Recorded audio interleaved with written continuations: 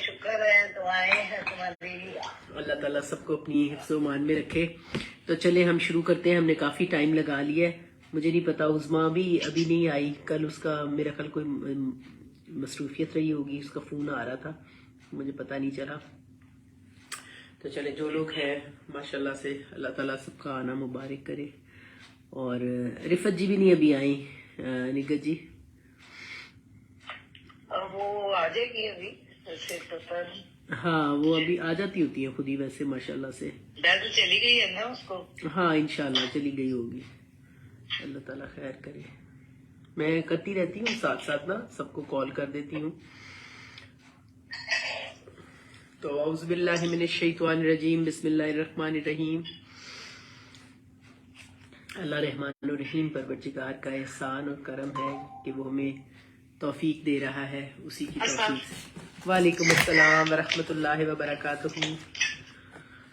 الحمدللہ ٹھیک نہیں ہے تو کلاس نہیں ہوئی. میں نے عظما وہ تیاری کر لی تھی. شکر ہے اللہ کا، اللہ نے توفیق دے دی. اللہ تعالیٰ قبول کر لے. تو سب آنے والوں کو ماشاءاللہ سے اہلاً و سہلاً. بھیجی. اچھا وہ بھی انشاءاللہ تعالیٰ تفسیر کر لیتے ہیں. ٹھیک ہے میم. وہ ایکچولی میں نے صرف اور نحو جو ہے نا، صرف اور نحو کے لیے میں نے بتایا تھا کہ میں نے کر تو لیا ہے، لیکن وہ پھر مجھے موقع ہی نہیں ملا کہ میں بھیج سکوں نا. تو آپ لوگوں کی ماشاءاللہ میں سب سے پہلے آپ لوگوں کو ہی دعا دوں گی کہ جس نے بھیجی ہے اس کے لیے خاص دعا ہے کہ وہ اتنے پیار سے آپ لوگوں نے پڑھی ہوتی ہیں آیت، اور وہ اس سے بہت جو ہے نا اچھا مجھے ہوتا ہے کہ ملتا ہے فیڈ بیک کہ آپ لوگ جو ہے نا اتنے پیار سے قرآن پاک کو پڑھ رہے ہیں، اور ہم مل کے اس کے اندر جو کوشش کر رہے ہیں اللہ تعالیٰ اس کو قبول اور منظور فرمائے انشاءاللہ. تو سب لوگوں کو اس کا ڈھیروں اجر ہو جو لوگ اپنا آیت کو پڑھ کے بھیج رہے ہیں. اور اس میں جو تھوڑی بہت کمیاں رہ جاتی ہیں وہ میں بعض دفعہ بھیج دیتی ہوں آپ لوگوں کو، اور بعض اوقات میں کہتی ہوں کہ آپ لوگ جب ایک سے دوسری بار بندہ خود ہی پڑھتا ہے نا تو اپنی کمی کا پتہ چل جاتا ہے کہ کون سا اعراب، حرکت اور حرف کو ہم نے سکپ کیا ہے. کیونکہ ہر قرآن پاک کا ایک ایک حرف، ایک ایک حرکت اور ایک ایک لفظ جب آپ بار بار پڑھتے ہو تو آپ کو خود بخود اپنی احساس ہونے لگتا ہے. لیکن جہاں ضروری ہوتا ہے وہ پھر ہم بات بھی کر لیتے ہیں. تو سب آنے والوں کو ماشاءاللہ سے سب مومنات اور مومنین کو اہلاً و سہلاً، مرحبا، خوش آمدید. اللہ رحمان الرحیم پروردگار ہم سب کا مل کے پڑھنا پڑھانا دین و دنیا میں مقبول اور منظور فرمائے، اور ہم لوگوں کے لیے رب یسر ولا تعسر واتمم بالخیر وبک نستعین. ہم اپنے مالک کے کل ہی سے دعا مانگتے ہیں کہ وہ ہمارے لیے یہ سارے اسباق جو ہیں ان کو سمجھنا، ان پہ عمل کرنا ہمارے لیے آسان. اور جیسا کہ ہم شروع میں ہی دعائیں اور نبی پاک کی مسنون دعائیں پڑھتے ہیں، قرآن پاک سے دعائیں پڑھتے ہیں، اور میں اکثر یہ دعا آپ لوگوں کے ساتھ سورۃ الاعراف کی شیئر کرتی ہوں. آیت نمبر 43 میں آپ لوگ بھی یاد کر لیں، الحمدللہ الذی ہدانا لہذا وما کنا لنہتدی لولا ان ہدان اللہ. یعنی اللہ پاک کا بڑا ہی شکر ہے، بہت شکر ہے جس نے یہ ہمیں توفیق دی اور اس جگہ تک پہنچایا.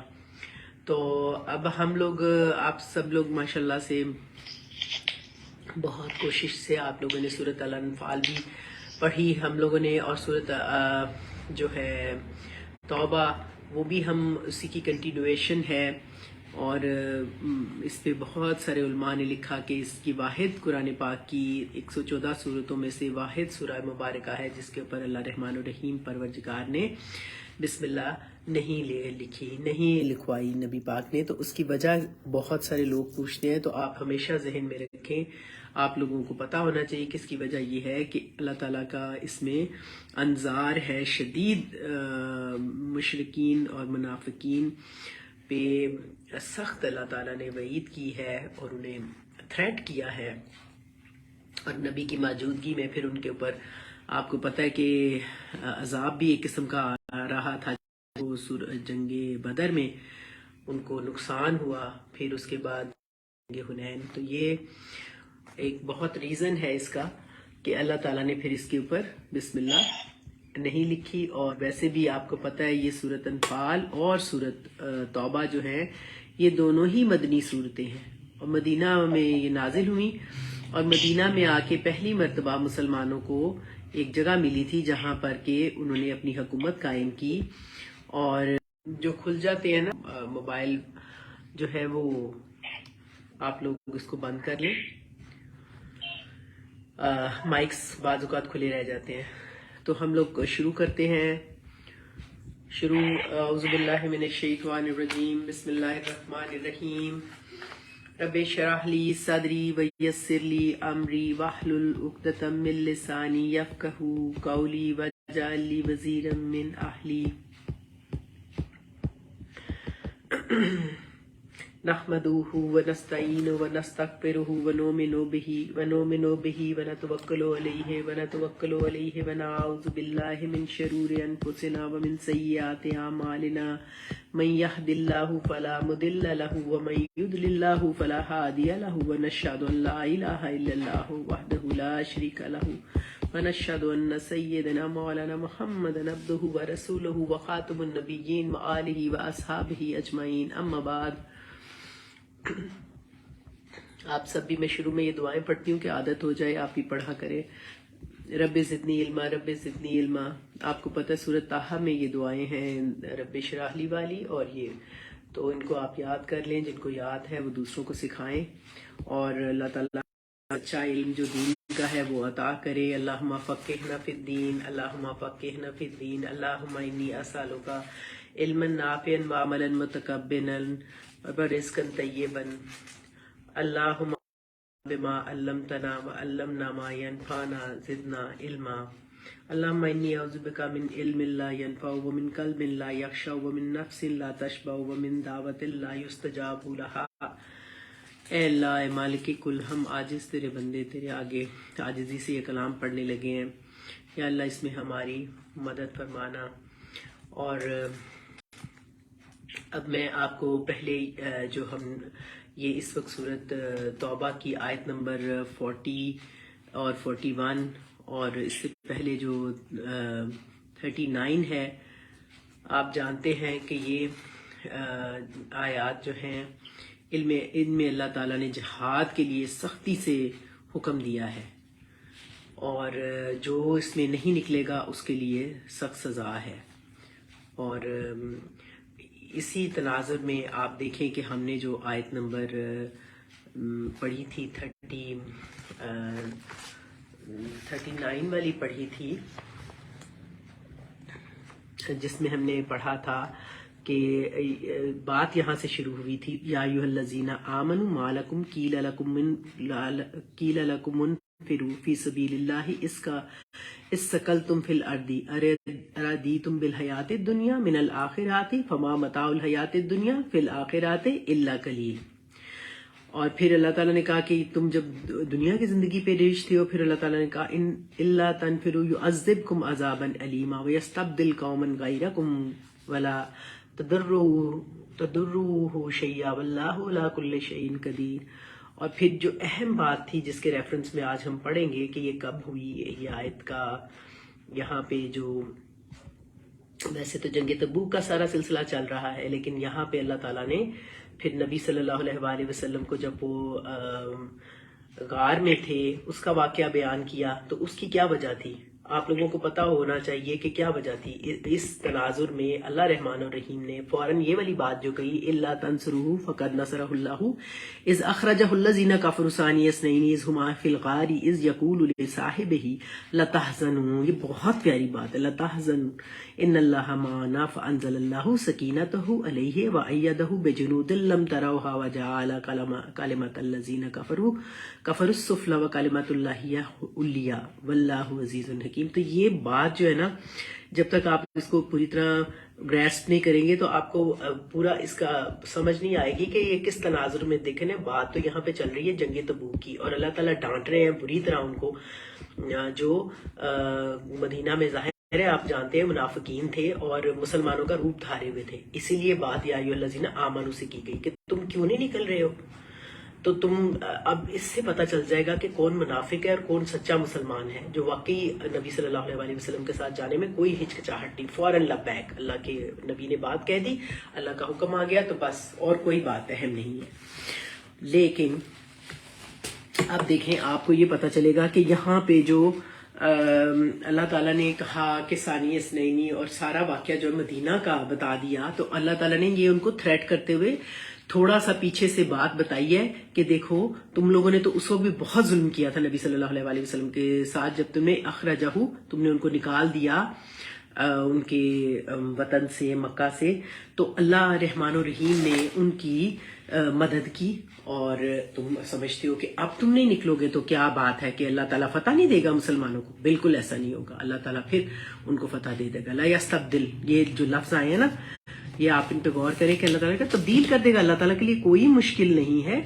تو اللہ تعالیٰ وَيَسْتَبْدِلْ قَوْمًا غَيْرَكُمْ، تمہارے علاوہ کسی اور قوم کو چینج کر دے گا اور کوئی اور لے آئے گا۔ تم اپنے اوپر یہ نہ سمجھو کہ تم بہت جو ہے کوئی غیر معمولی ہو کہ تمہاری اللہ تعالیٰ جو ہے وہ پکڑ نہیں کرے گا، تم نکلو بس۔ اس وقت جو چونکہ دیکھیں یہ آیات جو ہیں یہ ہجرت مدینہ کا اس میں ذکر بھی آ گیا کہ مشرکین اور قریش جو نبی صلی اللہ علیہ وآلہ وسلم کے اپنے خاندان کے لوگ تھے، تعداد میں بہت زیادہ تھے، لیکن اللہ سبحانہ وتعالیٰ نے یا ایھا الذین آمنوا کہہ کر کہا، نفیر عام دیتے ہوئے کہا کہ سب کو حکم دیا کہ ما لکم اذا قیل لکم، کہتے تم کیا سمجھتے ہو، تمہیں کیا ہے کہ جب تمہیں کہا جا رہا ہے انفروا فی سبیل اللہ، نکلو، بس اللہ نے کہہ دیا تو نکلو، اللہ کے حکم کے کو آتے ہی تم نکلو اللہ کی راہ میں، فی سبیل اللہ، تو تمہاری حالت یہ ہوتی ہے کہ اللہ کے حکم آنے کے باوجود تم کیا کرتے ہو، اس سقل تم الی الارض، تم تو زمین ہی کی طرف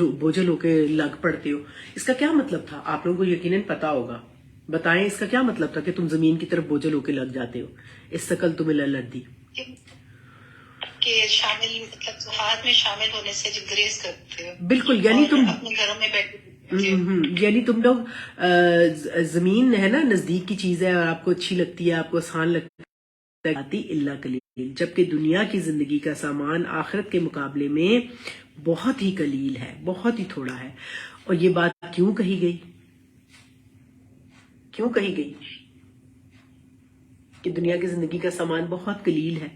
دیکھیں بات یہ ہے، یہ تو عارضی سی زندگی ہے، اور اس کا ہر شخص جو اس دنیا میں آیا ہے، جو بھی زیرو اس دنیا میں آیا ہے اس نے واپس جانا ہے، اور جو آخرت کی زندگی ہے اس کا تو کوئی اختتام ہی نہیں ہے، اس لیے اس کا زندگی کا مقابلہ یا بالکل ایسا ہی ہے، کیونکہ مدینہ میں کے پر کے برابر بھی، بالکل بالکل، کیونکہ مدینہ میں جو مسلمانوں کا روپ دھارے ہوئے منافق تھے، ان کا پردہ چاک اصل میں کرنا مقصود تھا، اور جو لوگ جنگ تبوک میں جانے کے لیے تیار نہیں ہیں، ان منافقوں سے پھر دین کو بچانا جو تھا وہ ضروری تھا۔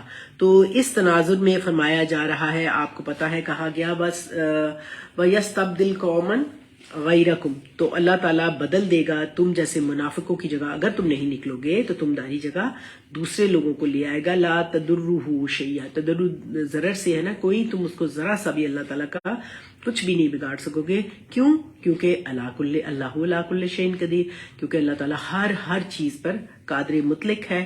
اللہ تعالیٰ نے فرمایا الا تنفروا، اگر تم منافق نہیں نکلو گے، فقد نصرہ اللہ، یہ میں نے آپ کو کہا تھا شرط اور جواب شرط کے طور پہ آیا ہے، تو اللہ تعالیٰ نے نبی صلی اللہ علیہ وآلہ وسلم کی مدد کی تھی، اذ اخرجہ الذین کفروا، جب تم نے کفر کیا تھا، اور اللہ تعالیٰ نے نبی صلی اللہ علیہ وآلہ وسلم کی مدد کرتے ہوئے انہیں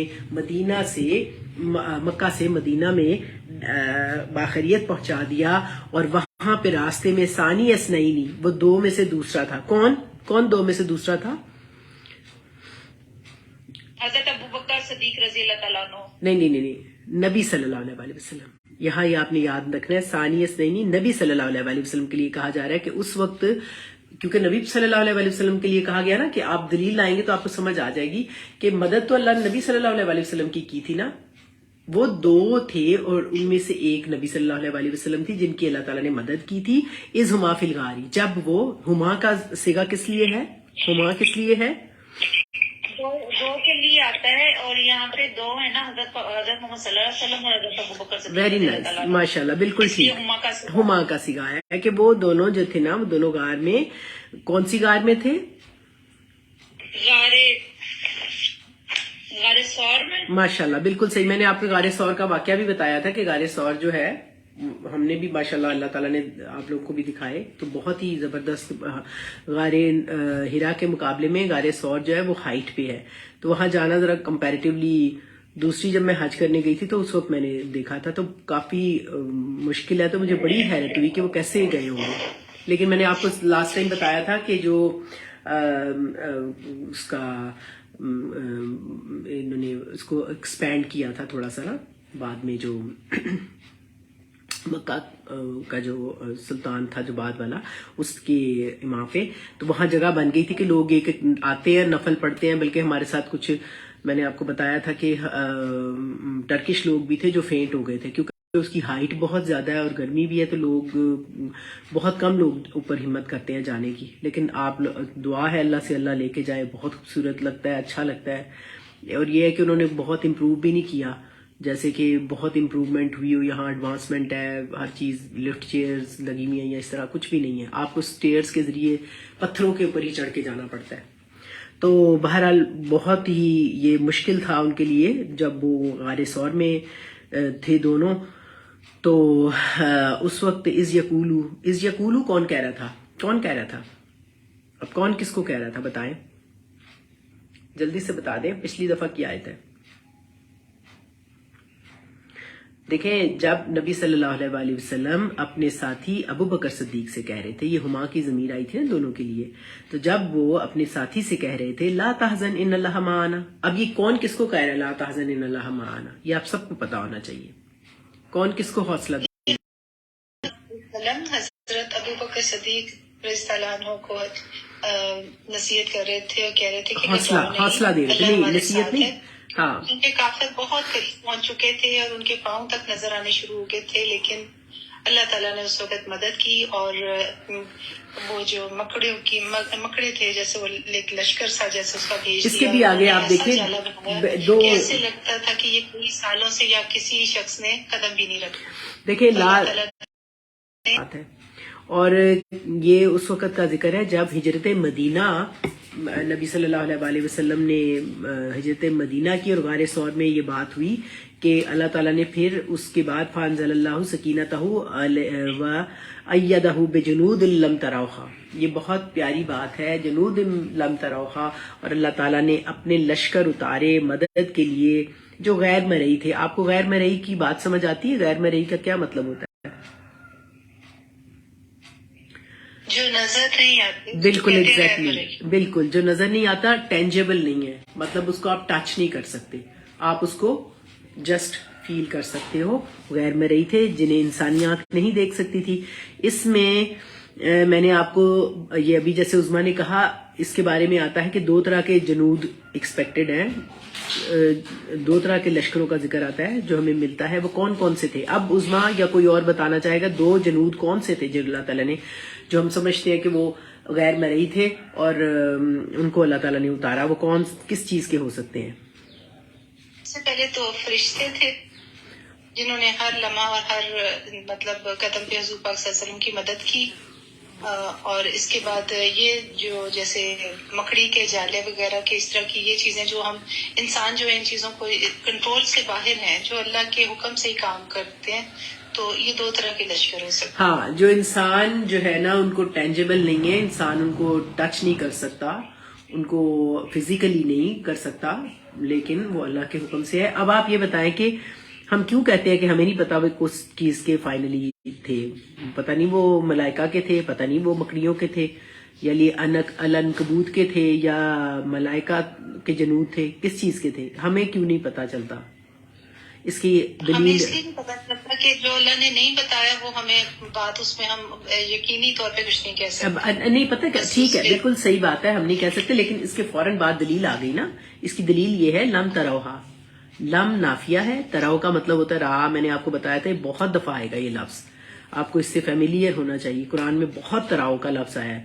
لم ترانی وہ آتا ہے نا کہ پھر وہ ہمیں جلوہ دکھا اپنا، یہ اس میں آتا ہے، اشعار میں بھی آتا ہے.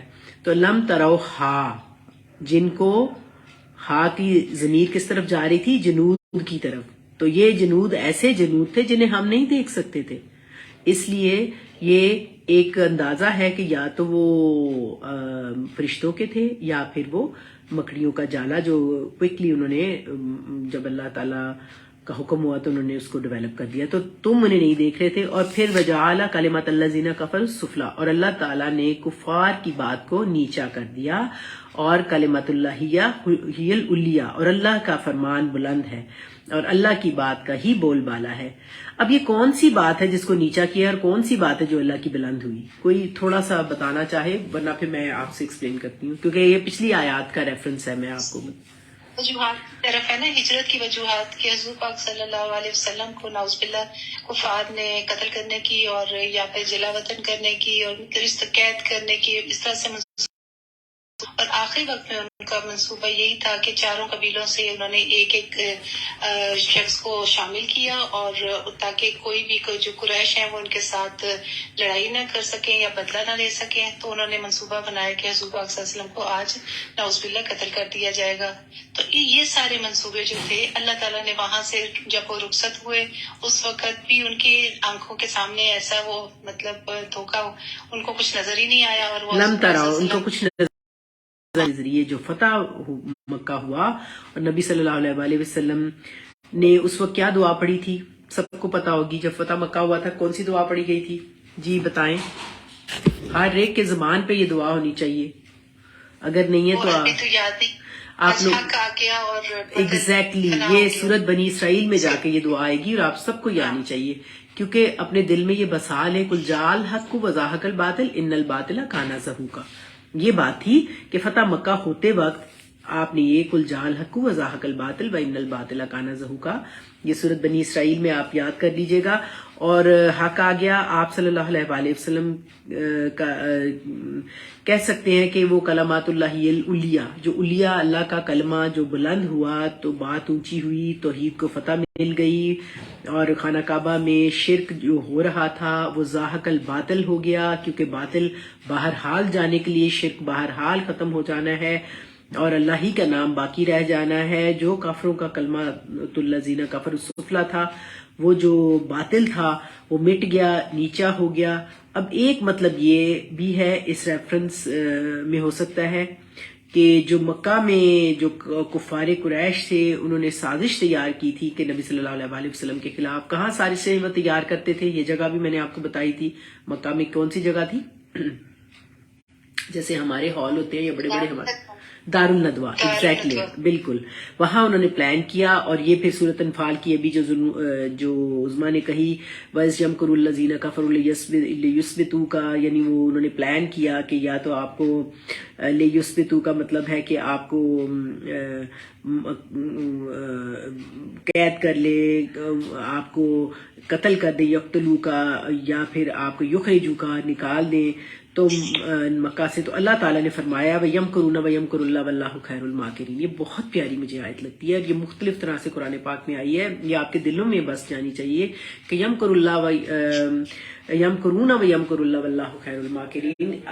ایک انہوں نے مکر کیا، انہوں نے چال چلی، لیکن جب آپ کے خلاف کوئی چال چلے اور آپ کو تکلیف ہو رہی ہو، فیملیز میں بھی بعض اوقات اور بعض جگہوں پہ ایسے ہوتا ہے، تو اللہ کرے کسی کے ساتھ نہ ہو، لیکن جب آپ کو ہو تو آپ یہ یاد رکھیں کہ اللہ لا تحزن ان اللہ معنا. یہ آیتیں اتنی اہم تھی کہ میرا دل کیا کہ میں آپ کو بار بار ان کے بارے میں بتا دوں کہ آپ یہ یاد رکھیں کہ یمکرون ویمکر اللہ واللہ خیر الماکرین. انہوں نے مکر کیا، چال چلی، تدبیر اللہ، لیکن اللہ کی تدبیر ہی بڑی ہے اور اللہ کی تدبیر بہترین ہے، جو بہرحال جعل کلمۃ الذین کفروا سفلی، اور جو ہے کلمۃ اللہ العلیٰ جو ہے اللہ کی بات ہے وہی بلند ہونے والی ہے. تو نبی صلی اللہ علیہ وآلہ وسلم خیریت سے مدینہ میں پہنچ گئے. اب اللہ عزیز الحکیم، کیونکہ اللہ تعالیٰ اپنی جو احکامات ہے بڑی حکمت کے ساتھ ان کو عملی روبہ عمل لے آتے ہیں. تو اللہ سبحانہ وتعالیٰ بہت ہی عزیز الحکیم ہیں، جاننے والے ہیں. اور اس تناظر میں اب آپ اس آیت نمبر 41 کو جب انڈرسٹینڈ کریں گے تو آپ کو بہت ہی اچھا لگے گا کہ اللہ تعالیٰ نے فرمایا انفروا خفافا وثقالا وجاہدوا باموالکم وانفسکم فی سبیل اللہ ذالکم خیر لکم ان کنتم تعلمون. کتنی پیاری بات ہے.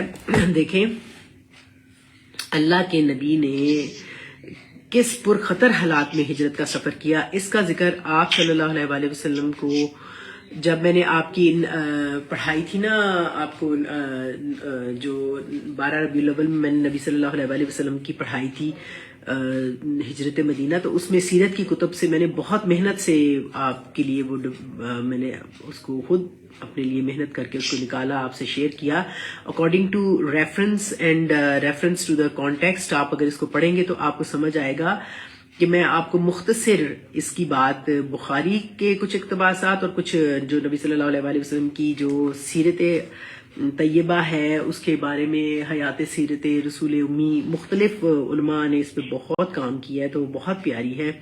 تو میں اس کو تھوڑا سا آپ کے سامنے بیان کروں گی تاکہ آپ کے سامنے ایک پکچر جو ہے نا وہ واضح ہو جائے کہ کس غیر معمولی اللہ تعالیٰ نے جو مدد تھی، جس میں کلمات اللہ علیہ یعنی اللہ کے جو کلمات ہیں وہ کتنے بلند ہوئے، کس طرح اللہ تعالیٰ نے نبی صلی اللہ علیہ وسلم کی اور حق بات کی نصرت کی. تو کفار قریش اور مشرکین مکہ مل کر آپ صلی اللہ علیہ وسلم کی قتل کی سازشیں، جیسا کہ ہم نے جانا کہ دارالندوہ میں کر رہے تھے، کیونکہ اس قسم کی جو پلاننگز ہوتی ہیں نا، نیگیٹو جو پروپیگنڈاز ہوتے ہیں، تو اس کو کوشش یہ ہوتی ہے کہ کانوں کان کسی کو خبر نہ ہو.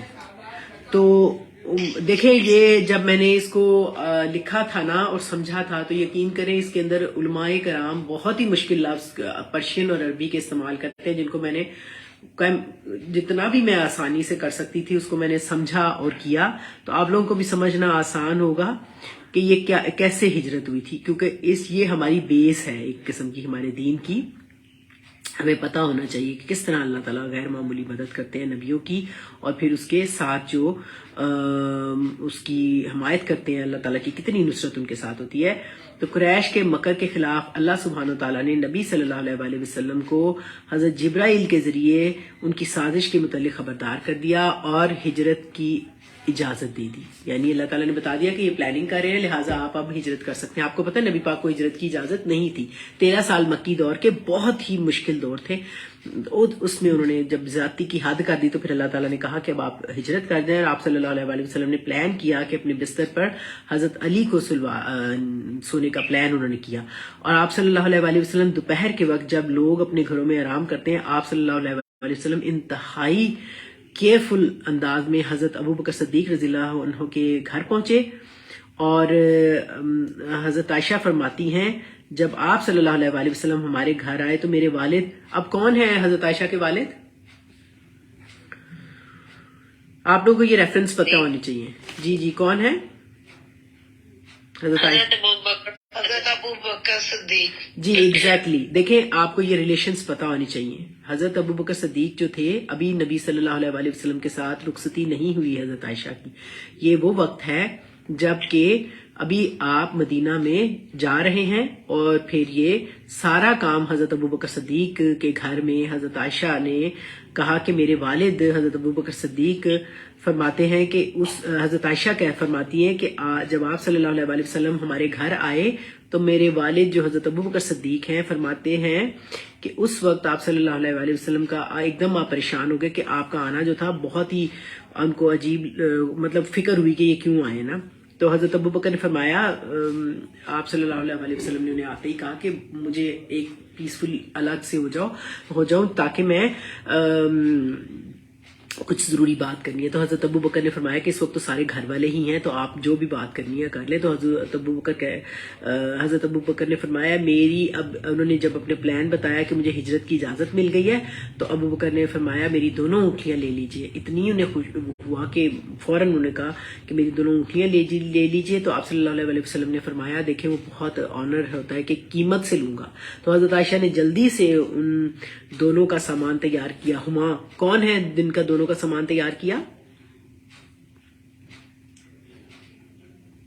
آواز ہی نہیں جا رہی. آپ صلی اللہ علیہ وسلم اور حضرت ابوبکر صدیق رضی اللہ تعالیٰ عنہ. جی ماشاءاللہ بالکل صحیح بات ہے. اور ایک اور روایت میں آتا ہے کہ جب میں نے دیکھا کہ حضرت ابوبکر کو نبی صلی اللہ علیہ وسلم نے ساتھ جانے کی اجازت دی تو حضرت عائشہ فرماتی ہیں کہ حضرت ابوبکر کی آنکھوں میں آنسو آ گئے. تو حضرت عائشہ فرماتی ہیں میں نے پہلی بار مجھے یہ محسوس ہوا کہ کوئی خوشی سے اتنا بھی رو سکتا ہے.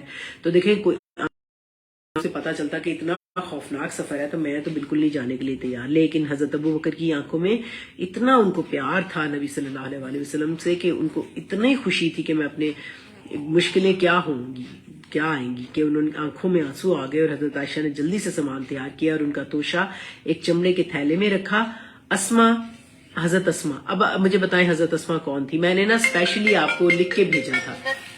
حضرت عائشہ کی چھوٹی بہن منہ بند کیا. اس دن سے ان کا میں نے دیکھیں آپ لوگوں کو سینڈ کیا تھا گروپ میں کہ اس دن سے ان کا نام ذاتقین پڑ گیا. زنتقین زو ہوتا ہے نا دو, اور ذاتی اس کی مؤنث ہے ذاتقین. تقین جو ہے تسنیہ کا ہے, یعنی ان کا مطلب ہے کہ دو جو ہے نا دوپٹوں والی نا, کیونکہ انہوں نے اپنا دو کر دیا تھا نا دوپٹے کو. تو یہ اب ہسٹری میں اگر آپ سے کبھی کوئی کوشچن کرے کہ زنتقین کس کا لقب ہے کس کا ہے, تو وہ آپ کہہ سکتے ہیں کہ حضرت اسما بنت ابی بکر کا. تو آپ نے سب کا سامان تیار کیا. اب جو ہے عبداللہ بن ریقت لیسی جو کہ ابھی دین قریشی پر تھا, یہ جو ہے نا یہ بعد میں اسلام لایا. عبداللہ بن ریقت لیسی جو تھا نا, یہ قریش کا ہی ایک بندہ تھا جو کہ اس وقت اس نے بھی اسلام نہیں قبول کیا تھا. اس پر اجرت پر اس پر طے پایا کہ وہ محمد صلی اللہ علیہ وسلم اور حضرت ابو بکر کو مدینہ لے کر جائے گا. اس سے پھر عہد و پیمان یعنی اس سے اوتھ جیسے لیتے ہیں نا, ٹرسٹ لیا گیا. اور کافر ہونے کے باوجود آپ صلی اللہ علیہ وسلم اور حضرت ابو بکر صدیق نے اس پر بھروسہ کیا. وجہ یہ تھی کہ وہ بہت زیادہ جو ہے نا راستوں کا اسے بہت زیادہ علم تھا. تو اس نے طے پایا کہ 3 دن کے بعد وہ جبل سور آئے گا اور انہیں اونٹ پر مدینہ لے کر جائے گا. اونٹوں پر 2 اونٹ ہوں گے, دونوں پہ مدینہ لے کے جائے گا. اب آپ صلی اللہ علیہ وسلم گھر آ کر بالکل روٹین ورک میں لگ گئے. ایسے لگ رہے تھے, محسوس ہو رہا تھا کہ کوئی بات کسی کو پتہ نہ چلے کہ اور قریش کے مکر سے بچنے کے لیے آپ صلی اللہ علیہ وسلم نے ہجرت یا کسی اور کام کی تیاری کر رہے ہیں اس کا آپ نے پتہ نہ چلنے دیا. آپ صلی اللہ علیہ وسلم کی عادت یہ ہوتی تھی کہ نماز عشاء کے بعد آپ شروع کی رات میں سو جاتے اور آدھی رات کے بعد گھر سے نکل کر مسجد الحرام میں تشریف لے جاتے اور وہاں تہجد کی نماز پڑھتے. اس رات آپ صلی اللہ علیہ وسلم نے حضرت علی کو اپنے بستر پر سلا دیا اور بتایا کہ تمہیں کوئی بھی کسی قسم کا گزر نہ پہنچے گا. اور جب عام لوگ سو گئے اور رات میں سکون ہو گئی تو سارے سازشی حضرات نے چپکے سے آ کر آپ صلی اللہ علیہ وسلم کا گھر کا گھیراؤ کر لیا. حضرت علی بن طالب کون تھے؟ آپ کا کیا ریلیشن تھا نبی صلی اللہ علیہ وسلم کے ساتھ؟ چچا کے بیٹے تھے. حضرت ابو طالب کے بیٹے تھے اور سب سے پہلے اسلام لانے والے بچوں میں سب سے بڑے. ابو طالب اور چچا کے بیٹے. ہاں چچا کے بیٹے تھے اور ان کا بہت ہی عظیم ان کا ریلیشنز تھے نبی صلی اللہ علیہ وسلم کے ساتھ.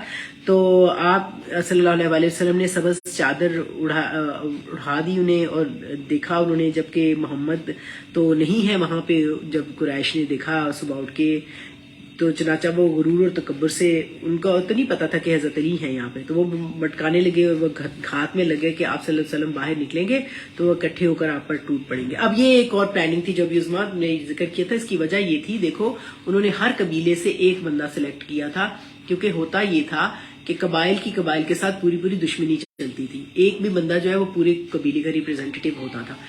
تو مقصد ان کا یہ تھا کہ ہر قبیلے سے جب ایک بندہ ہوگا تو کسی ایک قبیلے پہ الزام نہیں آئے گا, تو پکڑے کوئی بھی نہیں جائے گا. تو محمد کو ہم استغفار سارے مل کے باری باری قتل کر دیں گے, نعوذ باللہ. تو وہ بڑے مزے سے مٹکنے لگے, گھات میں بیٹھ گئے کہ آپ صلی اللہ علیہ وسلم جیسے ہی باہر نکلیں گے وہ کٹھے آپ صلی اللہ علیہ وسلم پر ٹوٹ پڑیں گے. اور یہ اللہ سبحانہ و تعالیٰ کی طرف سے قریش کے مکر کا جواب تھا کہ آپ صلی اللہ علیہ وسلم گھر سے باہر تشریف لائے. اور اب بتائیں, میں نے یہاں پہ لاسٹ ٹائم بھی آپ کو بتائی تھی یہ آیت, میں آپ کو یاد کراتی ہوں تاکہ آپ کو صحیح بات پتا ہو انشاءاللہ. اس وقت نبی صلی اللہ علیہ وسلم جب نکلے ہیں نا گھر سے تو انہوں نے ایک مٹھی خاک پھینکی تھی اور ایک دعا پڑھی تھی. اور وہ انہوں نے جو تھی نا دعائیں کیا ہے, سورۃ یاسین کی آیت نمبر 9 جو ہے, ماشاءاللہ بالکل پڑھیں نا, آپ پڑھیں. دیکھیں یہ آپ لوگوں کو, دیکھیں آپ سب لوگ اس کو یاد کر لیں. جب پڑھو گی گی تو میں آ جائے گی ذہن میں، لیکن وہ اس طرح سے نہ. اچھا، میں کوشش یہ کرتی ہوں کہ جب بھی ہم گھروں سے نکلیں نا تو یہ پڑھا کریں. ویسے تو اللہ کی ایمان ہر وقت ہی ہوتی ہے، لیکن آپ لوگ یہ پڑھنے کی عادت ڈال لیں. ذہن میں نہیں آ رہی کہ ان کے آگے پیچھے دیوار کھڑی بالکل بالکل بالکل ایسے ہی ہے. ان کو کچھ نظر نہیں آیا. بالکل. وجعلنا من بین ایدیہم صدم ومن صدم، ایک ساتھ میں پوری پڑھوں گا، ذہن میں ایسا نہیں آ رہا. بالکل ٹھیک ہے. وجعلنا من بین ایدیہم صدم ومن خلفہم صدم فاغشیناہم ہم لا یبصرون. بالکل بالکل. ان کے آگے اور پیچھے اللہ تعالیٰ نے دیوار کھڑی کر دی تو وہ دیکھ ہی نہیں پاتے تھے. تو ہم دعا ہی کرتے ہیں اللہ تعالیٰ سے کہ کوئی ظالم انسان دیکھ ہی نہ سکے ہمارے بھی گھروں کی طرف اور نظر نہ آئے. تو یہ بہت پیاری دعا ہے. یہ 2 مرتبہ ذکر آتا ہے، ایک یہاں پہ پڑھی تھی اور ایک دوسری کون سا موقع تھا جب پڑھی تھی یہی دعا؟ کون بتائے گا؟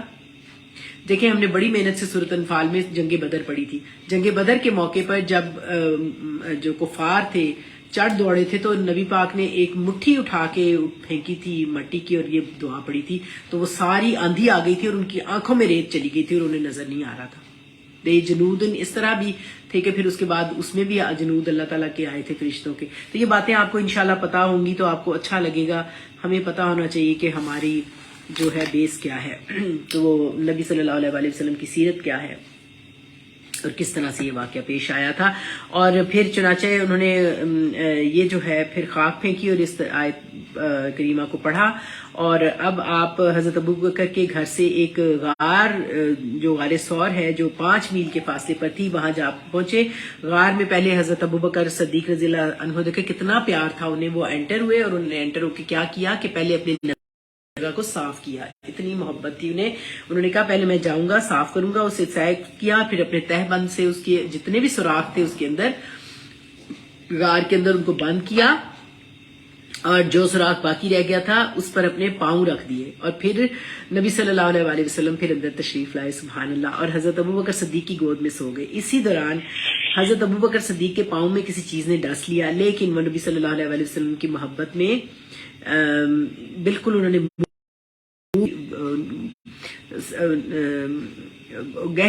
بہت ہی گہری سوجھ بوجھ کے مالک، بہت ہی سخن فہم انسان تھے. سارا دن قریش کی تدبیریں اور خبریں سنتے. ظاہر ہے اس وقت آپ کو پتا ہے کمیونیکیشن کا اس طرح تو ذریعہ نہیں تھا، اب تو موبائل وغیرہ ہیں، لیکن اس زمانے میں وہ ان کے لیے قریش چونکہ نیگیٹو پلاننگز کر رہے تھے کہ کس طرح نبی پاک کو ختم کیا جائے، نعوذ باللہ. تو وہ جو حضرت ابوبکر کے بیٹے تھے وہ ڈیوٹی دیتے تھے ایز اے اسپائی جیسے کہنا چاہیے، ایک اس کی خبر گیری کے لیے کہ کوئی نقصان نہ پہنچائے. تو اب تو آپ بالکل جیسے ایک ڈیٹیکٹیو ہوتا ہے نا اس طرح کا ان کا رول تھا. تو دوسرا حضرت ابوبکر کا غلام تھا جو ہیلپ کراتا تھا، اس کا نام تھا فہیرہ کا نام تھا، ابن فہیرہ کر کے، جو بکریاں چراتے تھے. رات کا ایک حصہ گزارتے تو ان بکریوں کو لے کر غار میں آتے، پہنچ جاتے. اس طرح دونوں حضرات سود ہو کر دودھ پی لیتے. کون دونوں دودھ پی لیتے اور ان کا وقت گزرتا؟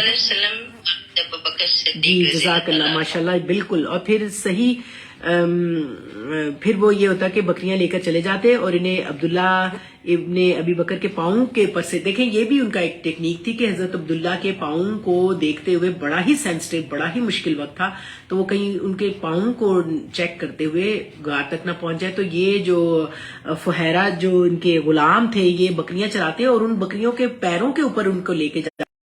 علی نے کہا مجھے نہیں معلوم.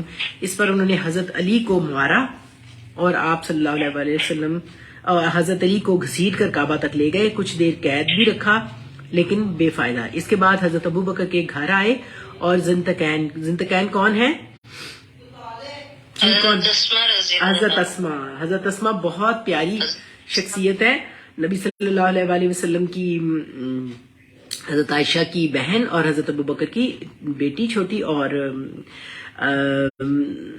بنت ابوبکر. اور ان سے پوچھا حضرت اسما سے کہ کیا ہوا، کہاں ہے ابوبکر؟ تو انہوں نے کہا کہ ظاہر ہے مجھے نہیں پتا. تو ابو جہل اتنا ظالم تھا، اس نے ایک چانٹا آپ کے منہ کے اوپر مارا اور آپ کی بالی جو ہے وہ گر گئی اور پھر ہر طرف تلاشی شروع کر دی اور اعلان کیا جو کوئی ان دونوں کو زندہ مردہ حاضر کر کے ان کے پاس سے لے کے آئے گا، اس کے بدلے ایک ایک کے بدلے میں 100 اونٹ اسے ملیں گے. دیکھیں کیا بات تھی.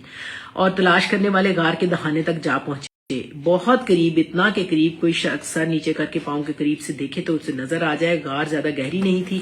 اس وقت جب حضرت ابوبکر صدیق بہت غمگین ہوئے، نبی صلی اللہ علیہ وسلم تو تب یہ آیت نبی صلی اللہ علیہ وسلم کو ظاہر ہے کہ حضرت ابوبکر بہت ہی پریشان ہو گئے، تو نبی صلی اللہ علیہ وسلم نے یہ آیت حضرت ابوبکر کو حوصلہ دینے کے لیے پڑھی. کون سی آیت؟ اب آپ پڑھ لیں. کون سی آیت؟ سب کو پڑھ.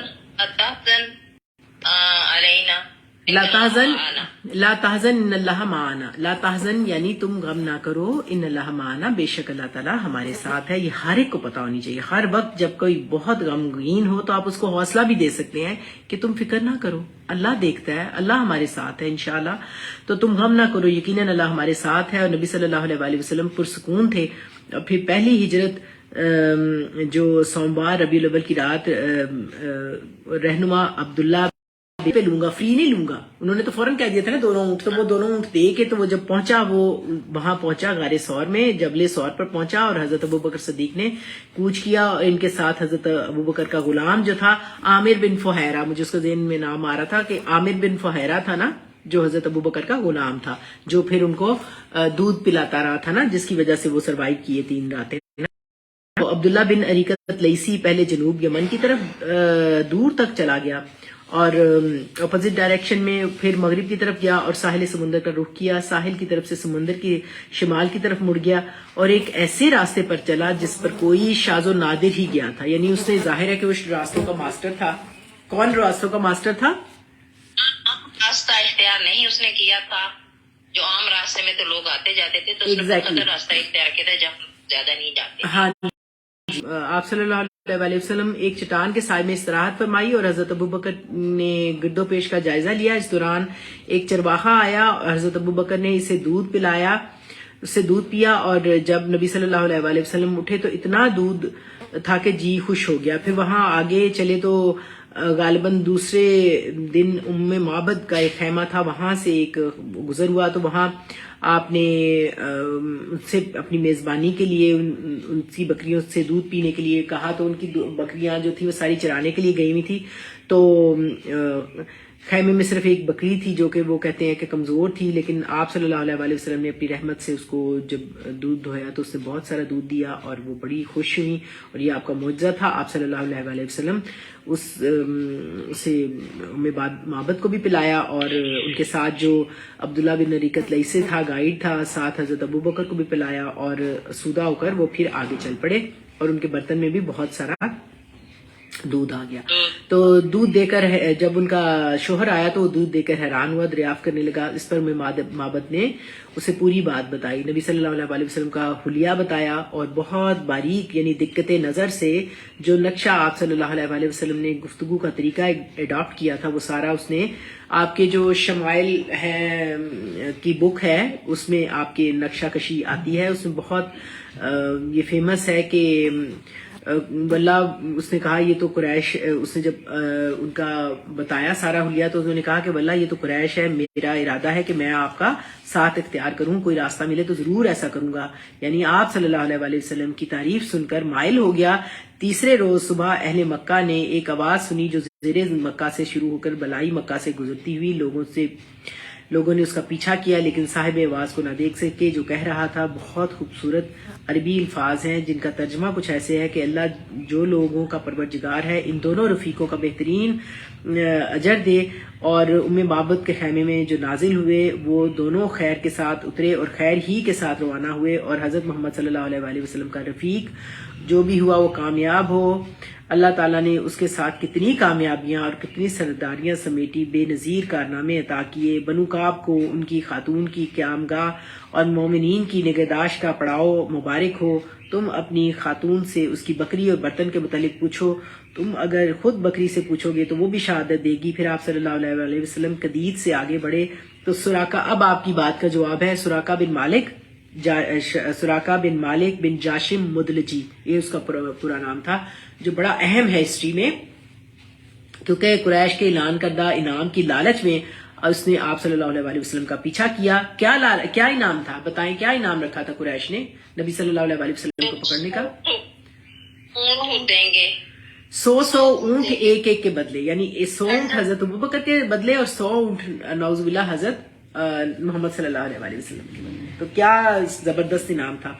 तो सुराका इस लालच में गया था, तो उसने लेकिन हुआ ये कि ऐलान करदा इनाम की लालच में पहुंचा तो सही, लेकिन उसका घोड़ा जो था ना वो बार बार फिसल रहा था।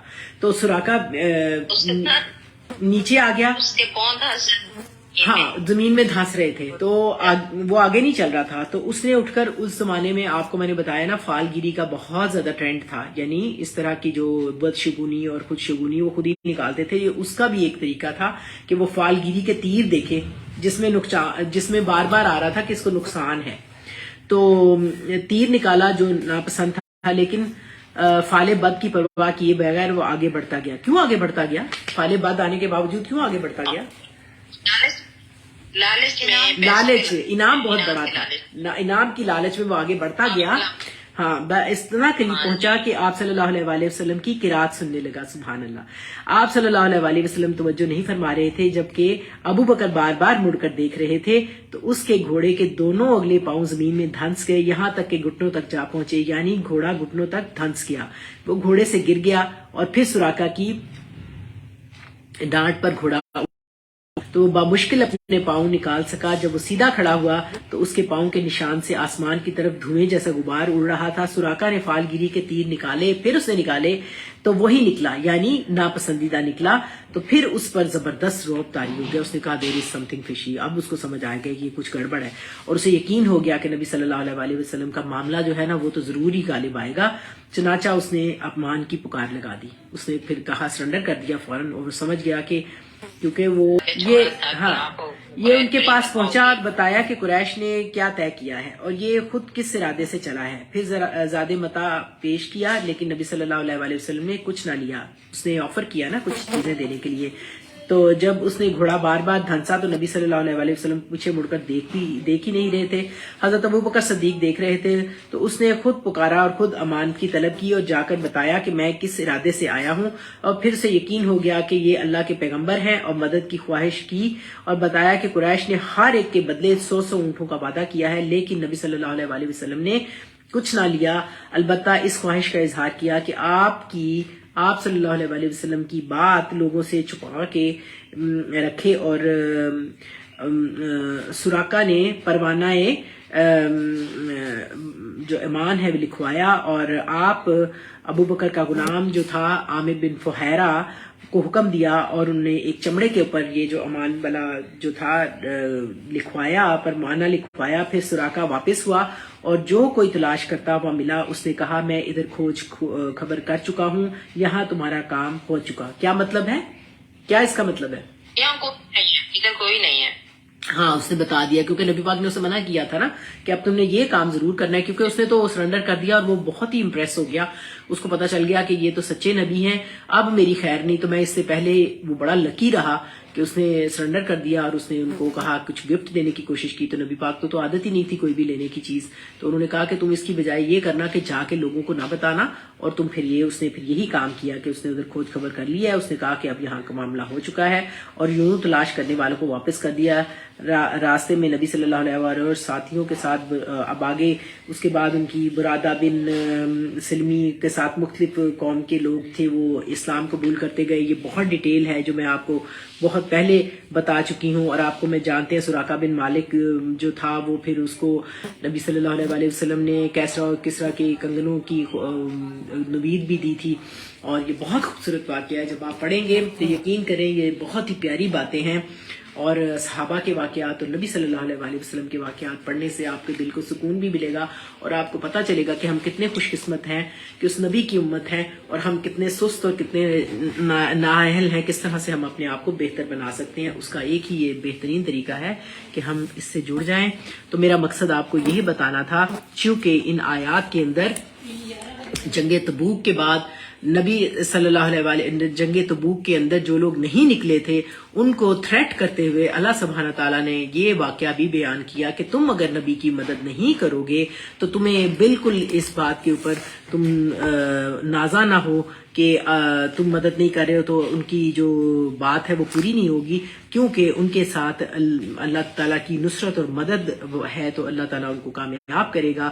اور پھر چونکہ اس میں ثانی اسنین اس ہما فی الغاری اس یقول صاحبی لتحزن ان اللہ معنا کی بات آئی تھی کہ یہ بات مدینہ سے ہجرت کرتے ہوئے، مکہ سے ہجرت کرتے ہوئے مدینہ کے دوران جب غار ثور میں نبی صلی اللہ علیہ وآلہ وسلم نے حضرت ابوبکر صدیق کو حوصلہ بھی دیا تھا، اور ایک بہت بڑی بات تھی جس کی ایکسپلینیشن میں نے آپ کو بتا دی ہے کہ وجعل کلمۃ الذین کفروا السفلی، اس کے اندر کافروں کا جو کلمہ کفر تھا وہ سفلا ہو گیا،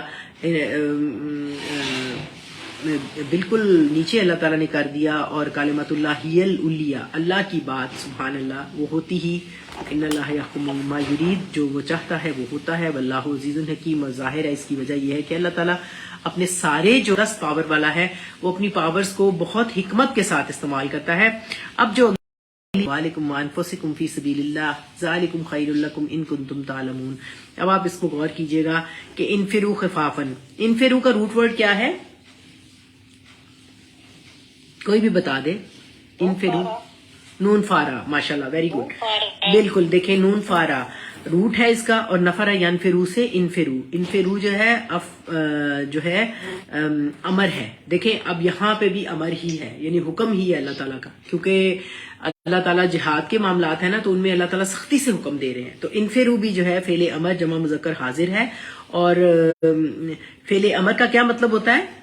کیا مطلب ہوتا ہے نگہ جی آپ بتائیں؟ جس میں حکم ہے، حکم دینا، جی انفرو کسی کام مطلب کا حکم دینا، ایگزیکٹلی حکم دینا، اور یہ ہمیشہ جو ہے نا مضارع سے انفرو یہ جو ہے امر جو ہے نا مضارع سے بنتا ہے، حاضر لوگوں کو دیا جاتا ہے نا حکم، تو یہ حاضر کا صیغہ ہے، تو اس میں ہے انفرو، نکلو، کوچ کرو۔ کس لیے کوچ کرو، نکلو، کیا بات تھی؟ جنگ تبوک کے لیے جو ماشاءاللہ بالکل صحیح، جہاد کے لیے، جہاد کے لیے نکلو۔ تو اب یہاں پہ مجھے آپ نے یہ بات بتانی ہے، یہ اس کا فائل کون ہے؟ انفرو کا فائل کون ہے؟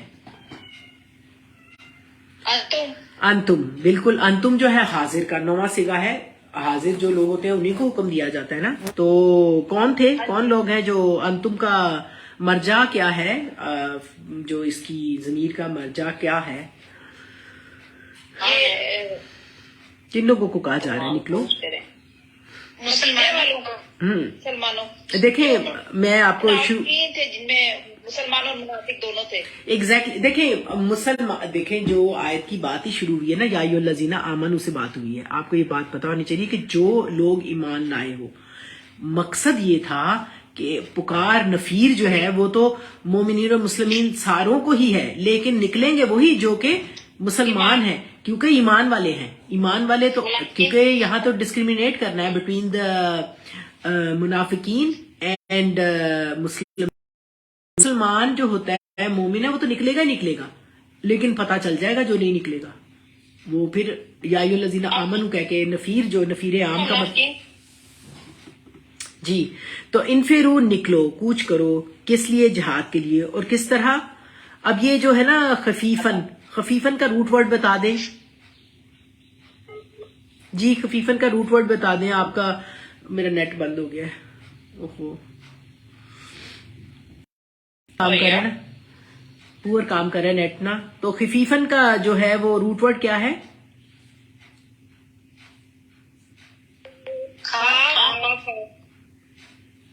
جی جی بالکل صحیح، خا فا فا۔ دیکھیں جو تشدید آتی ہے نا جس حرف کے اوپر، اس کے مطلب یہ ہوتا ہے کہ وہ حرف اس الفاظ کے اندر، اس لفظ کے اندر 2 دفعہ ریپیٹ ہوا ہے، تو یہاں خفیفن ہے تو تشدید آئی ہے فا کے اوپر، تو اس کا مطلب ہے فا 2 دفعہ ہے، خا فا فا۔ اور خفیف کی جمع کیا ہوتی ہے؟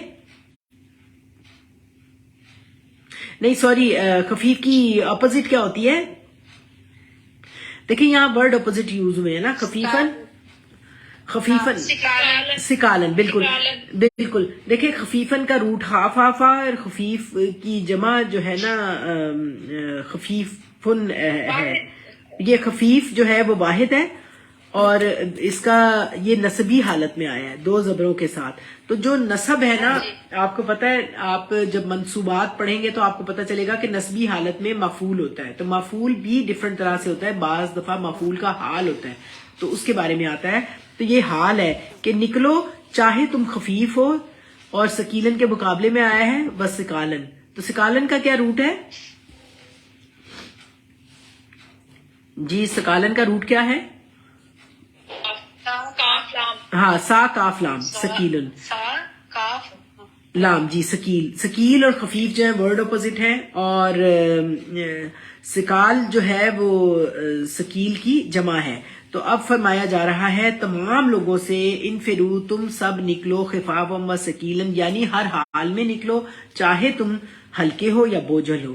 اور یہ حال ہے، اور مرکب عطفی کی صورت میں ان لوگوں کا حال ہے جن کو نکلنے کا حکم دیا گیا ہے. اور یہ منصوب نکرہ لایا گیا ہے، اور آپ کو پتہ نکرہ کی کیپیسٹی مور دین معرفہ ہوتی ہے.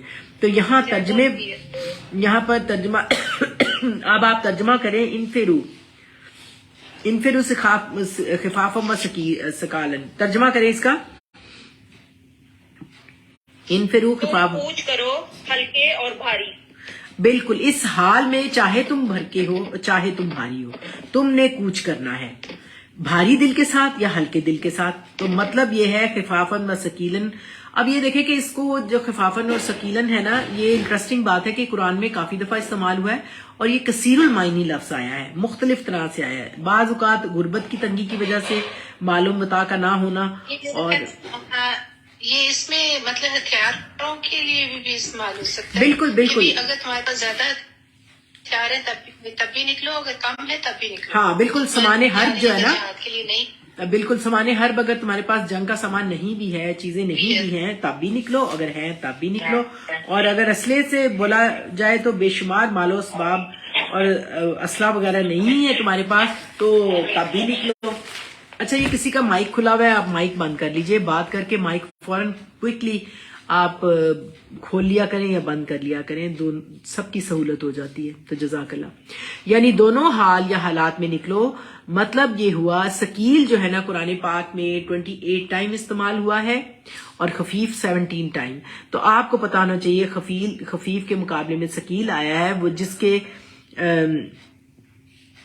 وہ انسان جس کے پاس کچھ سامان ہے، جنگی سامان، وہ بھاری ہے، اور اگر نہیں ہے تو وہ ہلکا ہے، تو اس کو کچھ بھی اٹھانا نہیں پڑ رہا تو تب بھی نکلے. اور سکیل جس کے پاس بے شمار سامان ہر لدا ہوا ہے، جب وہ چلے گا تو یقیناً اس کو بوجھ زیادہ لگے گا، تو چلنا دشوار ہوگا. تو پہلے کا نکلنا کیوں مشکل ہے؟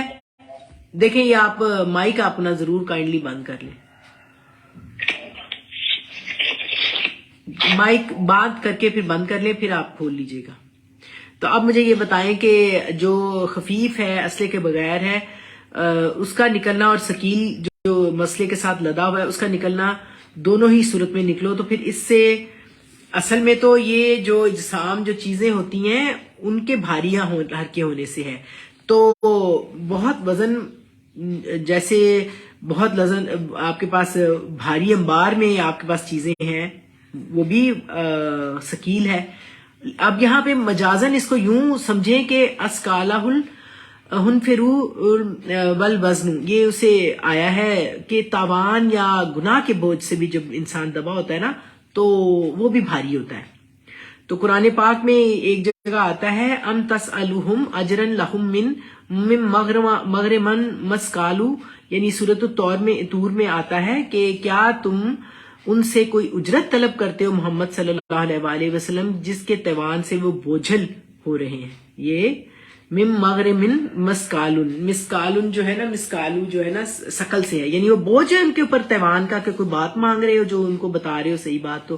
تو پھر اسی طرح عرف میں انسان کے متعلق بھی آتا ہے سکیل کا لفظ. عام طور پر ہم اس طرح بھی استعمال کرتے ہیں کہ اس کے لیے شاعری میں بھی استعمال کیا جاتا ہے. عرب اس طرح سے تخیف الارضی از ما زلتا انہا و تبقا ما باقیاتا بہا ثقیلاً، کہ جس زمین پر تم چلتے جاؤ وہ ہلکی ہو جاتی ہے اور اس وقت تک بھاری رہتی ہے جب تک تم اس بھاری ہو جاتی ہے جب تم اس پہ چلتے ہو. یعنی حللتا بے مستقر ہوتا ہے نا جگہ رہنے کی، مستقر العزتی منہا تمنا جانبیہا ان تمیلا، یعنی تم زمین میں عزت کے مقام پر فائز ہو اور تمہاری وجہ سے اس پر توازن قائم ہے. تو اس طرح سے بھی آتا ہے کہ بیلنس کرنے کے لیے اللہ تعالیٰ نے ہر چیز کو ثقیل اور خفیف کا لفظ استعمال کیا ہے. پھر اسی طرح فی اوزون ثقیل ثقل، یعنی تمہارے کانوں پہ بوجھ ہے. اب وہ بوجھ یہ تھوڑی ہوتا ہے کہ کوئی نظر آ رہا ہے، یعنی وہ بات ہی اس کو سچی سمجھ نہیں آتی، اس کے لیے بھی ثقیل کا لفظ آتا ہے، کسی کی بات کا سننا گوارا نہیں کرتا. اور اسی طرح خفافاً ثقالاً جوان اور بوڑھے کے لیے بھی آتا ہے. بعض جگہ پہ آتا ہے کہ بہت سست اور چست کے لیے بھی خفیف اور ثقیل استعمال ہوتا ہے. جیسے قرآن پاک کی آخری صورتوں میں آتا ہے وَأَمَّا مَنْ خَفَّتْ مَوَازِينُهُ، جس دن وزن ہلکے ہوں گے سے مراد ہے اعمال حسنہ کم ہوں گے یا اعمال حسنہ کا وزن زیادہ ہوگا. تو یہ ثقالن آیا ہے لفظ. اچھا، اس کے معاملے میں نا میں آپ کو ایک حدیث بتاتی ہوں، جو ابھی آپ چونکہ عربی کے اسٹوڈنٹس ہیں بہت سارے، تو ان کو یہ بات سمجھنے میں بھی آسانی ہوگی اور ہیلپ فل ہوگی کہ یہ ایک بہت پیاری حدیث ہے جو مثنیٰ کے صیغے اب آپ نے عدد میں سیکھنے ہیں نا اس میں، تو آپ کو آسان ہوگی. میں یہ حدیث آپ کو بھیج دوں گی، پھر آپ نے اس کا انالیسس کرنا ہے. اور یہ ثقالن اور خفافن کے ریفرنس میں آپ کو بتانے لگی ہوں کہ نبی پاک کی مسنون حدیث ہے. تو یہ ہے کلماتانی حبیبتانی الی الرحمانی، دو باتیں اللہ کو بہت محبوب ہیں. خفیفتانی، یہ مثنیٰ کا صیغہ ہے، خفیفتانی علی اللسانی، بہت ہلکی ہیں زبان پر. ثقیلتانی فی المیزانی، کتنی انٹرسٹنگ بات ہے. اور میزان ترازو میں تولنے میں بہت بھاری ہیں. تو سبحان اللہ، کیا بات سمجھ آئی آپ کو؟ سبحان اللہ و بحمدہ سبحان اللہ العظیم. میں ایک بار آپ کو یہ حدیث پڑھ دیتی ہوں. کلمتانی حبیبتانی الی الرحمانی خفیفتانی الی اللسانی ثقیلتانی فی المیزانی سبحان اللہ و بحمدہ سبحان اللہ العظیم. تو ثقیل اور دیکھیں ثقیلتانی اور خفیفتانی یہ آئے ہیں ورڈ اپوزٹ. میزان اور ترازو میں تول میں بہت بھاری ہیں. وہ کیا ہیں؟ آپ لوگوں کو کیا سمجھ آئی اس سے؟ اب آپ تھوڑا سا بتائیں مجھے. یہ میں نے حدیث بہت پیاری مجھے لگتی تھی، میں نے آپ سے شیئر کیا، آپ بھی یاد کر لیجئے گا. بہت پیاری ہے، بہت آسان ہے اور بہت اجر والی ہے. جی بتائیں کیا سمجھ آئی آپ کو؟ باری باری کوئی ایک بتائے.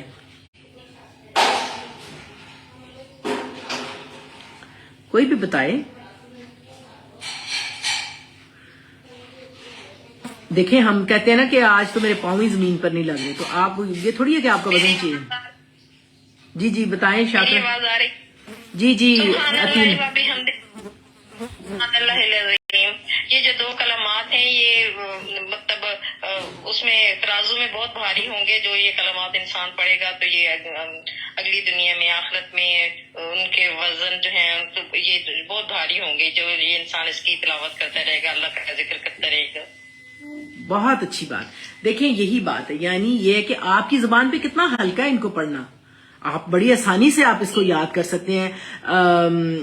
آرام سے یہ حدیث آپ کو یاد ہو جائے گی کہ کلمتانی حبیبتانی علی الرحمانی، کلمتانی حبیبتانی علی الرحمانی خفیفتانی علی اللسانی ثقیلتانی فی المیزانی. ترازو میں سبحان اللہ و بحمدہ سبحان اللہ العظیم، یعنی یہ سبحان اللہ و بحمدہ سبحان اللہ العظیم جو ہے نا، جب آپ زبان سے ادا کرتے ہو تو یہ بہت ہی ہلکے ہیں. کتنا آسان ہے. آپ سب کہہ سکتے ہیں سبحان اللہ و بحمدہ سبحان اللہ العظیم. سارا دن آپ پڑھتے ہوں گے. جو اچھے لوگ ہیں وہ تو چلتے پھرتے تلاوت کرتے پڑھتے رہتے ہیں. تو رشتوں کو یہی تسبیح ہے سبحان اللہ و بحمدہ سبحان اللہ العظیم. بالکل صحیح بات ہے. تو دیکھیں یہ جب ہم آخرت میں اللہ کے ہاں جائیں گے نا تو وہاں اس کے درجے بہت بلند ہوں گے. جب ہمارا میزان میں یعنی ہمارے جو ترازو میں ہمارے اعمال तोले जाएंगे, जो कुरान पाक में आता है ना, फमन यामल मिस्काला ज़र्रतिन खैरन यरा व मन यामल मिस्काला ज़र्रतिन शर्रन यरा। तो बिल्कुल वही बात है कि जो हमारे अमाल नामे जब तोले जाएंगे तो उसमें हमें बहुत इसके पॉइंट्स मिलेंगे, इसके जरिए हमारे बहुत दर्जात बुलंद होंगे। तो बहुत आपके लिए ये फायदे वाली है। इससे आप देखें सकील और खफीफ का आपको मतलब बहुत अच्छा समझ आ गया होगा यकीनन।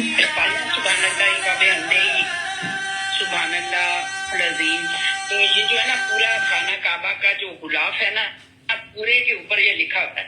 सुभान अल्लाह, कितनी प्यारी बात आपने कही है ना।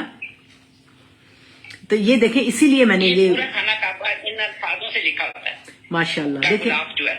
एग्जैक्टली तो देखें माशाल्लाह, अल्लाह ताला हमें तौफीक दे के हम समझ के बातें करें। तो बहुत प्यारी आपने यास्मीन जी बात बताई कि ये खाना काबा के गलाफ के ऊपर लिखी हुई है, सुभान अल्लाह व बिहम्दिही सुभान अल्लाहिल अज़ीम। तो ये कहना कितना आसान है।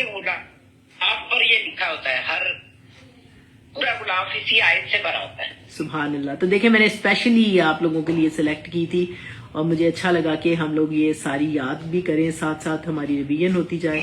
यकीनन आप सब माशाल्लाह से कोशिश करने वाले और प्यार करने वाले हैं अल्लाह के कलाम से, तो पता ही होगा।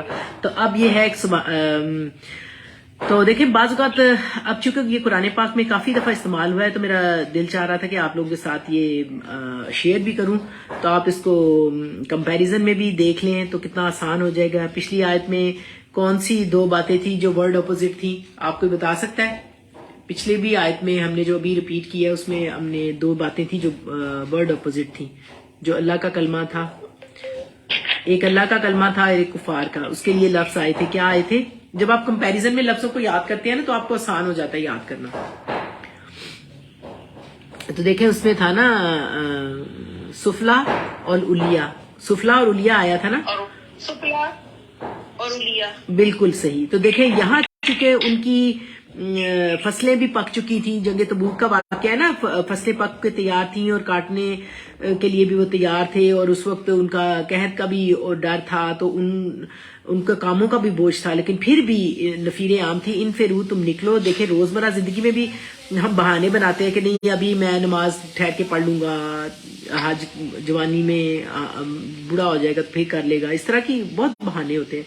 तो अल्लाह ताला ने सबको कह दिया नफीरे आम देके कि कुछ भी हालत है, कैसी भी सिचुएशन है, तुम लोगों ने इन फेरू तुमने निकलना है। तो चूंकि जंगे तबूक का वाक़या है, गज़वा तबूक के वक्त भी वो अल्लाह की खौफ की बजाय दुनिया ही के कामों का खौफ उनके बोझल किए हुआ था, तो इससे वो सकील महसूस कर रहे थे। तो हुक्म दिया गया बाहर हाल इनफिरू खफाफ व सकालन, हर हाल में निकलो, चाहे हल्के हो या बोझल हो, निकलो।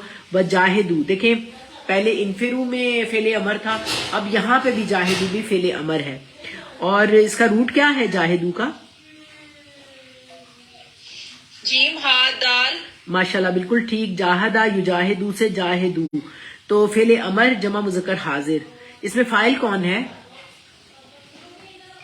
अंतुम। शाबाश, वेरी गुड, अंतुम है। और अंतुम कौन लोग हैं? जाहिर है कि वही लोग जिनको नफीरे आम दी गई है, या अय्युहल्लज़ीना आमनू कह के। तो युजाहिदू तुम लोग जदोजहद करो, बेअम्वालिकुम कौन से दो मुरक्कब हैं? अम्वालिकुम में कौन से दो मुरक्कब हैं? मुरक्कबे जारी और मुरक्कबे इजाफी। Very nice. तो वाव अतफ है, इसलिए अनफुसिकुम में भी बेअनफुसिकुम आएगा, बेअम्वालिकुम बेअनफुसिकुम। और अनफुसिकुम में भी मुरक्कबे इजाफी है। हाँ, बेअनफुसिकुम भी आएगा ना, इसी तरह आएगा अपने मालों से।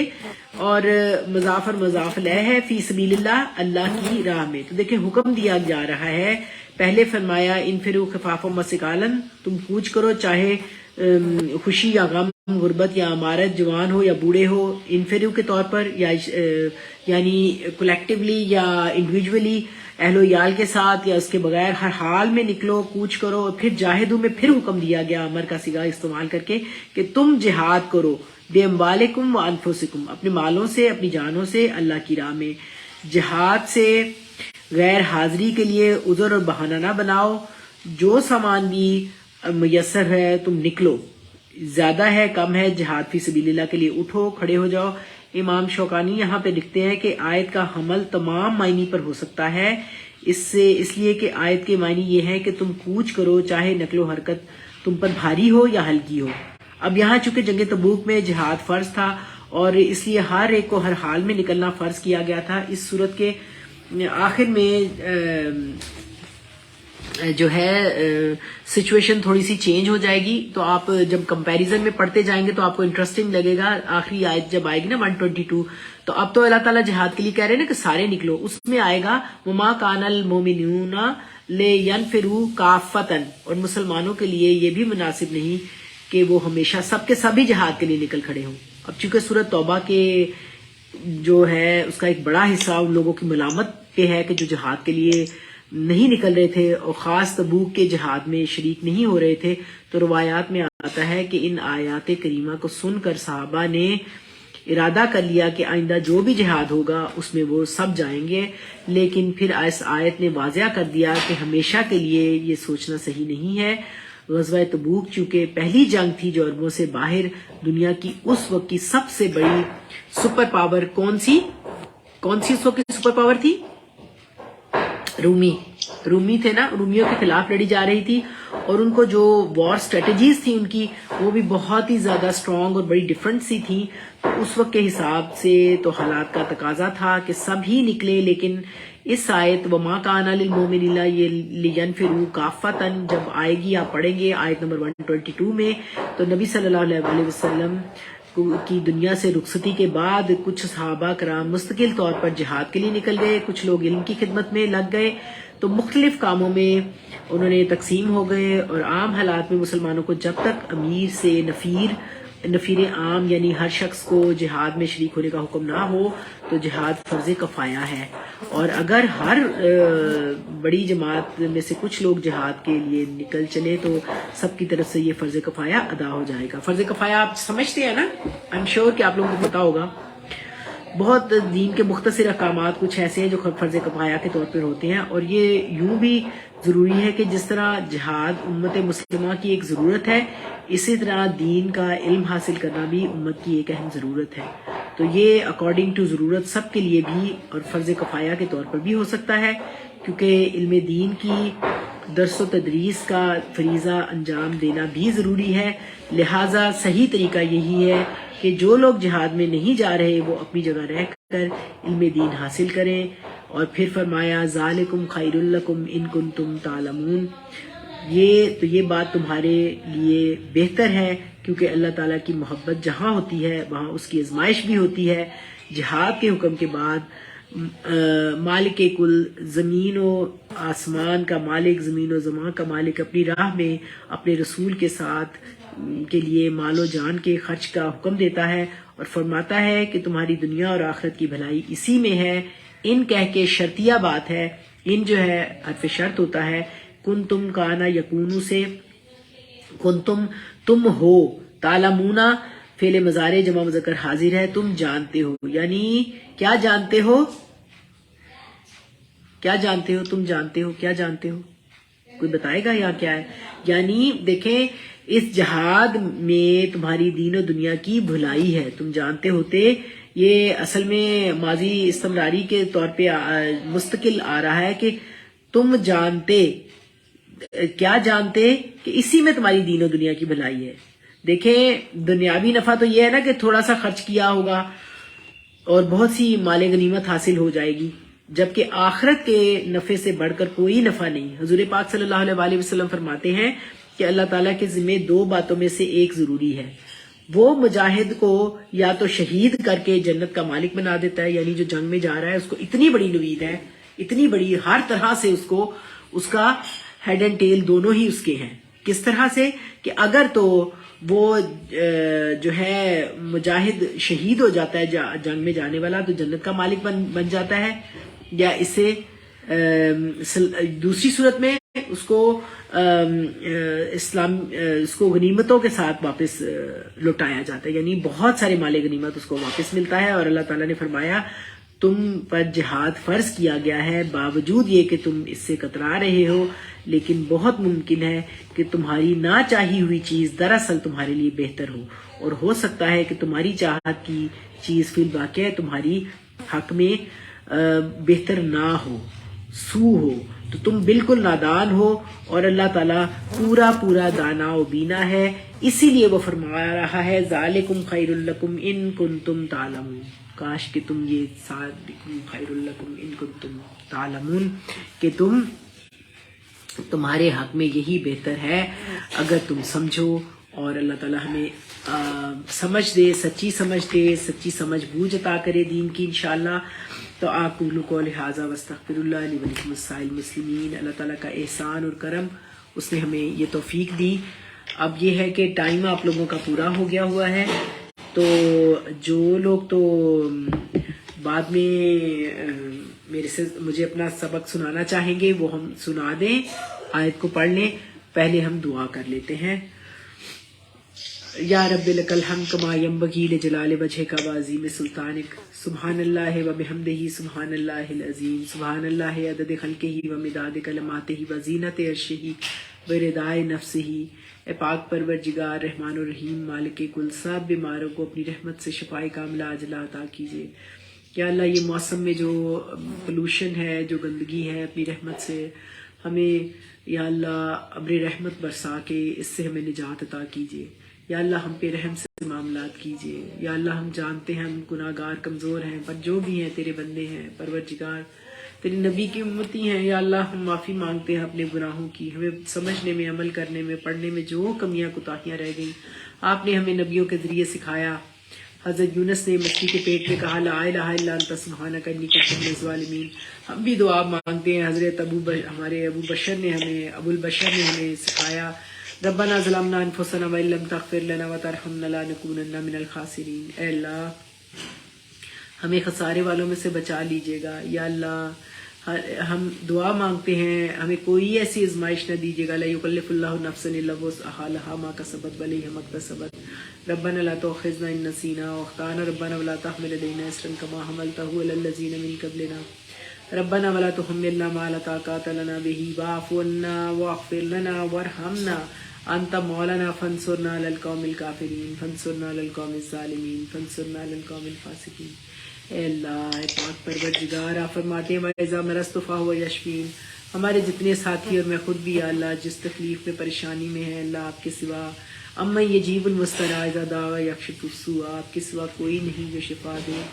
अतीना जी को, हमें सबको, जो भी हमारे साथी हैं या अल्लाह सबको या अल्लाह शफाए कामिला अजला अता कीजिए। हमारे साथ साजिदा जी हैं, उनकी परेशानी जो या अल्लाह नी जॉइंट का मसला है अल्लाह शफा दे दीजिए साजिदा जी को। और यास्मीन जी हैं और अतीना जी हैं, निगत जी हैं, रिफत जी हैं और शाकरा है, उज़मा और जो भी हमारे साथ हमारा बिलाल भाई है और सदफ है और फातिमा है। या अल्लाह इन सब नेक लोगों के, और हमारे साथ मीना जी होती हैं, वो भी जो भी हमारे साथ नेक साथी हैं अल्लाह ताला उनके दिल की मुरादों को अपनी रहमत से पूरा फरमा दीजिए और हमारे दिलों को अपने नूर से रोशन करके इस कलाम से जोड़े रखिएगा। या अल्लाह हमारे दिलों को अपनी रहमत, बरकत और हदायत के साथ इहदिनस सिरातल मुस्तकीम पे रखिएगा।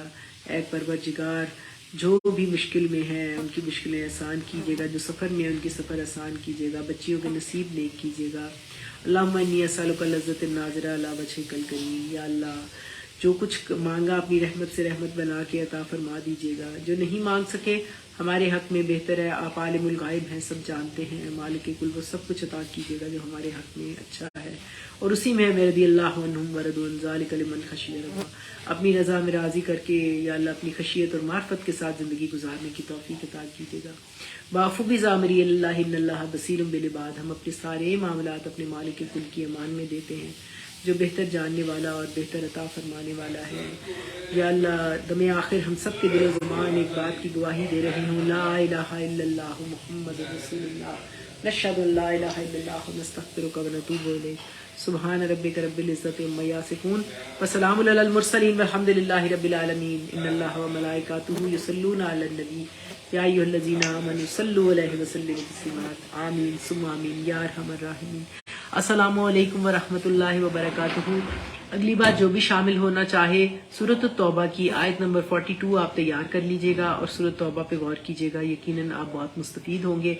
अगली जमेरात के लिए इजाज़त है, सब दुआओं में मुझे भी याद रखिएगा। مجھے بھی تھوڑا زکام کھانسی وغیرہ کا شکایت ہے، موسم چینج ہو رہا ہے. آپ سب کی دعاؤں کی غالب ہو. آپ سب کو اللہ تعالیٰ آپ سب کا اور ہمارا حامی و ناصر ہو. فی امان اللہ.